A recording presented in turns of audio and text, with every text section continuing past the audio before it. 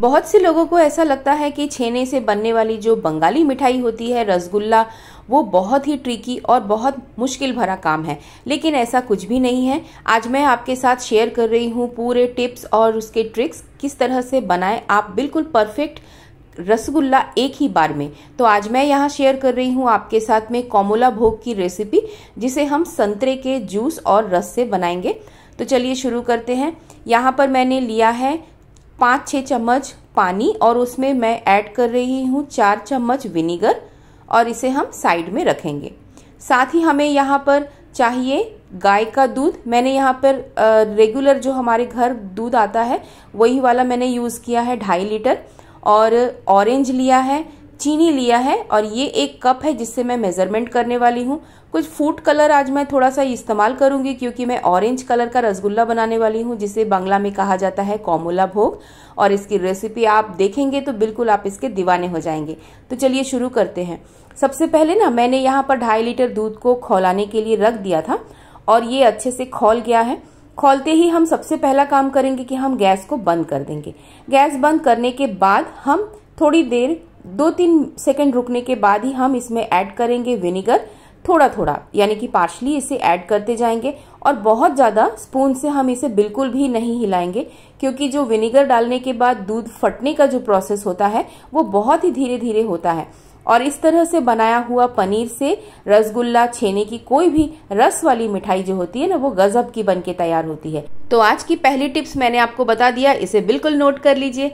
उसके बाद हम दूध को छोड़ देंगे और ये थोड़ा सा ना पेशेंस वाला काम है। बिल्कुल थोड़ी देर में ही 6 से 5 मिनट के बाद ही आप देखेंगे कि दूध से हरा हरा पानी निकलने लगा है और ये पनीर बनके बिल्कुल तैयार है। और अब हम क्या करेंगे कि एक छन्नी के ऊपर इसे छान लेंगे, या आप चाहें तो इसे पहली बार में ही मोटा यानी कि पतला जो मलमल का कपड़ा होता है ना, कॉटन का, वो आप रख के इसको डायरेक्ट पनीर को डालकर इसका पानी निथार सकते हैं, यानी कि छान सकते हैं। तो मैंने यहाँ पर थोड़ा जल्दीबाजी में क्या किया कि पनीर को जाली में ही डाल दिया है। अब इसका पानी निकालने के लिए मुझे वापस से रुमाल में डालना पड़ेगा। उसके पहले हम क्या करेंगे कि नॉर्मल पानी से हम इसे अच्छे से वॉश कर लेंगे, ताकि इसके अंदर जो विनेगर का स्वाद है, टेस्ट है, कुछ भी रह जाए तो वो अच्छे से क्लीन हो जाए। तो देखिए यहाँ पर मैंने हल्के हाथों से दबाकर जो पानी है वो अच्छे से निकाल लिया है। अब मैं यहाँ पे आपको दूसरी टिप्स बता रही हूँ कि जब भी आप रसगुल्ला बनाने की तैयारी करें ना, कम से कम छेने को 1 घंटे पहले ही पानी निकाल कर रख दें। तो यहाँ पर मैंने जाली में रखा है, देखिए स्टिल उसमें से कितना सारा पानी निकल रहा है। तो मैं यहाँ पर क्या कर रही हूँ कि रुमाल पे मैंने डाल दिया है और अच्छे से इसे निकाल लिया है पानी को। तो ये काफ़ी भुरभुरा सा पनीर बनके तैयार हो जाएगा। रुमाल से निकालने के बाद भी काफ़ी सारा पानी इसमें निकल गया। अब हम क्या करेंगे कि एक बड़ी वाली थाली लेंगे और उसमें पनीर को पलट देंगे। 2.5 लीटर दूध से इतना सारा पनीर निकला है और हम देखेंगे कि इससे हमें कितना सारा रसगुल्ला बनके यानी कि कॉमोला भोग बनके तैयार होता है।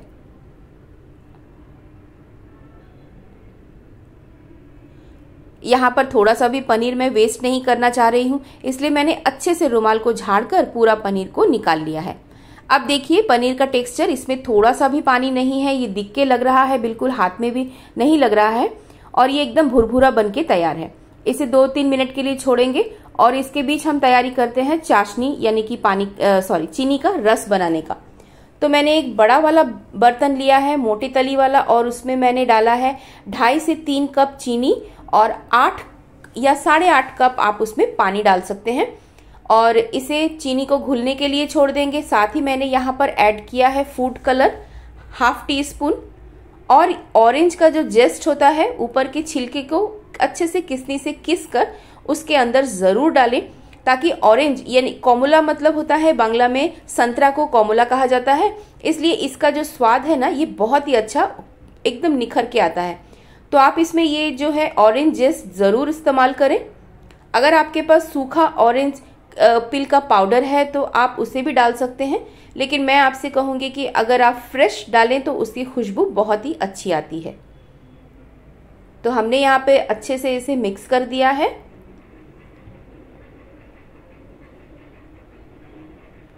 अब क्या करेंगे कि मैंने 3 संतरे लिए हैं, उसमें से मैंने 2 ही संतरे का इस्तेमाल किया है। इसका मैंने रस निकाल लिया है। रस निकालकर हम इसे अच्छे से छन्नी में छान लेंगे और इसका रस चीनी के सिरप में ही हम ऐड कर देंगे।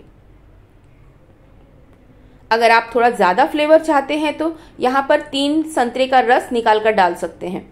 लेकिन अगर आप ऐसा सोच रहे हैं कि आप टेट्रा पैक वाला जूस डाल देंगे तो भी चलेगा, लेकिन ऐसा मत करिएगा, क्योंकि क्या होता है ना कि उसमें प्रिजर्वेटिव रहता है, जिससे कि हो सकता है रसगुल्ला आपका ना फूले या कुछ उसमें गड़बड़ हो जाए। उससे अच्छा है फ्रेश चीज़ ही डालकर इसे बनाएं। अब हम यहाँ पर क्या करेंगे कि पनीर को प्लेट पहले ही हमने थाली में निकाल लिया था। अब इसे हाथों से बहुत अच्छे से मसलना है। इसके पहले भी मैंने बहुत सारी रसगुल्ले की रेसिपी आपके साथ में शेयर करी है और उसमें भी मैंने बताया था कि हमें पनीर को किस तरह से मलना है। हाथों का जो अपना हथेली का जो एक ऊंचा वाला पार्ट होता है ना, एक साइड वाला, वो उससे हमें बहुत अच्छे से रगड़ रगड़ कर ही इसके मलना है। और ये तब तक हम मलेंगे जब तक कि हाथ में हमें थोड़ा थोड़ा घी जैसा दिखने ना लगे। अब मैं यहाँ पर इसके बॉल या थोड़े से अलग अलग शेप में मैं बनाकर तैयार कर रही हूँ रसगुल्ले को। तो आज मैं यहाँ पर लंबे आकार का कमोला भोग और कुछ राउंड आकार का कमोला भोग बना के तैयार करूंगी। तो दोनों हाथों से बहुत अच्छे से इसे शेप बना लें। इसे अच्छे से रगड़ कर जितनी बार भी आप इसे शेप दें उतनी बार ही बहुत अच्छे से हाथों में गोल गोल घुमा घुमा कर इसमें बिल्कुल पक्का कर ले कि कोई भी दरार यानी कि फटा हुआ क्रैक का निशान ना रहे, नहीं तो रसगुल्ला फट सकता है। देखिए मैंने यहाँ पे आधे जो पनीर है उससे मैंने लंबे वाले शेप में बना लिया है, जैसे कि चमचम के आकार का होता है, और कुछ रसगुल्ले के आकार का।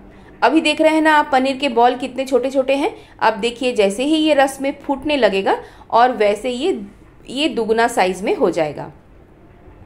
यहाँ हमारी जो शुगर सिरप है वो भी तैयार हो गई है। हमें यहाँ पर चाशनी नहीं बनानी है, हमें सिर्फ शुगर को यहाँ पर मेल्ट करना था। तो ये बहुत अच्छे से घुल गई है और कलर भी बहुत अच्छा निखर के आया है। अब मैं यहाँ पर आपको एक और टिप्स बताऊंगी जो कि बहुत ही इम्पॉर्टेंट है।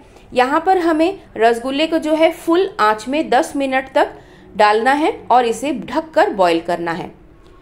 एक चीज़ और मैं बताऊं कि जब भी आप रसगुल्ला डालें एक एक करके इसे तुरंत डालकर ढक दें। बहुत ज़्यादा इसे डालने में टाइम ना वेस्ट करें, नहीं तो क्या होगा ना कि जो शुगर सिरप का जो ऊपर झाग बनता है वो धीरे धीरे ख़त्म होने लगेगा और आपका रसगुल्ला फूलेगा नहीं। तो मैंने यहाँ पर 10 मिनट तक बहुत अच्छे से इसे खौला लिया है। देखिए कितने बड़े बड़े रसगुल्ले फूल के तैयार हो गए हैं। अब हम क्या करेंगे कि उसे तुरंत उतारेंगे और आइस वाटर में यहाँ पर रसगुल्लों को हम सबको डाल देंगे। रस से बहुत अच्छे से छान कर निकाल लेंगे। एक बड़े से चम्मच की हेल्प से आप बॉल्स को उठाकर ठंडे पानी में डाल दें और इसे ढककर कम से कम 5 से 7 मिनट के लिए इसी तरह छोड़ दें। ये वाला प्रोसेस करने का सिर्फ एक ही मकसद है कि जो ये बॉइलिंग टेम्परेचर में जब रहता है रसगुल्ला, तो उसका जो फंक्शन जो रहता है ना, मतलब बॉयल होने का जो प्रोसेस है वो ठंडे पानी में डालते ही बंद हो जाता है और वो जहाँ पर जितना वो फूला रहता है वो उतना ही उसकी कंसिस्टेंसी बनी रहती है। तो ऐसा ये करने से आपका जो रसगुल्ला है वो कभी भी चिपक के छोटा नहीं होगा और चपटा नहीं होगा। ये बहुत ही इंपॉर्टेंट टिप्स है। ये आपको टिप्स कोई भी किसी भी चैनल में नहीं बताएगा, तो प्लीज़ इन सभी टिप्स को आप अच्छे से एक पेपर पे नोट कर ले और जब भी आप बनाएंगे तो इसे सारे टिप्स को आप ज़रूर फॉलो करें। तो मैंने वापस से 6-7 मिनट बाद वापस उसी ही रस में इसे डाल देना है। मैंने डाल दिया है और देखिए मैंने इसे फिर से चढ़ा दिया है गैस में। अब हम यहाँ पर क्या करेंगे कि 10 मिनट के लिए धीमी आंच पर रसगुल्लों को उबाल आने के लिए छोड़ देंगे। रसगुल्लों को ढककर पकाने का जो मेन कारण यही है कि जो शुगर सिरप के ऊपर जो झाग बनता है वो रसगुल्ले को कवर करना बहुत ज़रूरी है। जब रसगुल्लों को ये झाग कवर कर लेता है इसका मतलब है कि अब वो बहुत और अच्छे से फूलने वाले हैं और बिल्कुल नरम मुलायम जालीदार रसगुल्ला बनके तैयार होगा। तो यहाँ पर मैंने क्या किया कि बिल्कुल धीमी आंच पर मैंने इसे 10 मिनट के लिए बॉईल कर दिया है और इसे गैस को बंद करके मैंने उसी हालत में इसे छोड़ दिया था 5 से 6 घंटे के लिए। जितनी देर तक ये रस में डूबा रहेगा उतने अच्छे से ये सारा जो चाशनी है इसे ये पी जाएगा। और ये देखिए कितना अमेजिंग बन के तैयार है, बिल्कुल स्पॉन्जी, नरम, मुलायम, कमला भोग बनके तैयार है।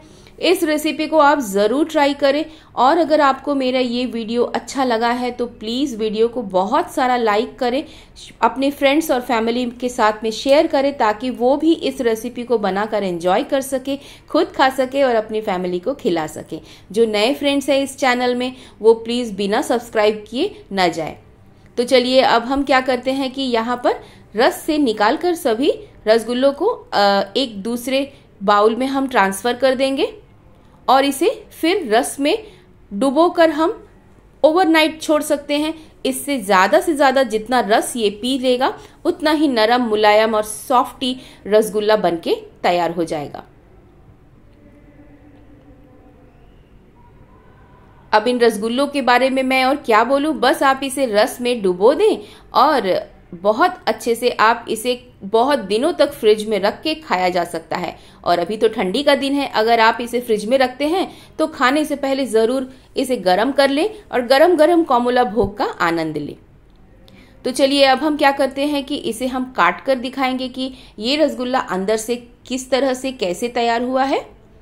तो चलिए मैं पहले एक गोल वाला रसगुल्ला ही आपको काट कर दिखाती हूँ। ये कमला भोग तो मुझे बनाने समय ही इतना मुंह में पानी आ रहा था कि मैं क्या बताऊं। तो चलिए मैं आपको दिखा दूं। देखिए अंदर से कितनी सारी जालीदार और बिल्कुल स्पॉन्जी मुलायम ये कमला भोग बनके तैयार है। छेने की ऐसी मिठाई, जो इतने सारे मैंने आपको टिप्स बताए हैं, ये सारे टिप्स आप ज़रूर फॉलो करें और एक जगह पर लिख कर रखें, तक जब भी आप बनाएं तभी आप इस तरह से ही आपको भी रिजल्ट मिले।